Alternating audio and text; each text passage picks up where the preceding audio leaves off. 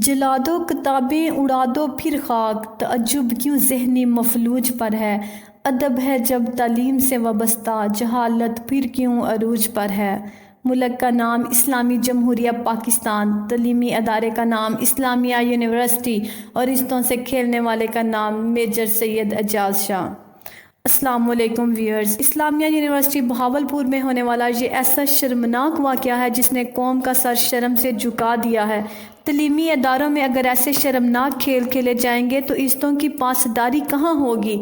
جن اساتذہ کو اپنا سبق یاد نہیں، جنہیں خود تعلیم کی اور سبق سیکھنے کی ضرورت ہے، وہ دوسروں کو کیا سبق دیں گے؟ یونیورسٹی عملے کی بے تکلف گفتگو، شراب کی بوتلوں اور منشیات کی فراہمی، محکمہ تعلیم پنجاب اور تعلیم کے اعلیٰ افسران کے منہ پر ایک زوردار تماچا ہے۔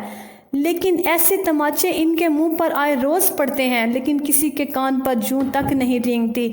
اس سے پہلے گومل یونیورسٹی، بہاؤالدین زکریا یونیورسٹی، مردان یونیورسٹی، قائد اعظم یونیورسٹی اسلام آباد اور بلوچستان یونیورسٹی میں اس طرح کے کئی جنسی اور منشیات فروشی کے اسکینڈل سامنے آتے رہے ہیں، لیکن ناکافی شواہد ہونے کی بنا پر مجرموں کو بری کر دیا جاتا ہے۔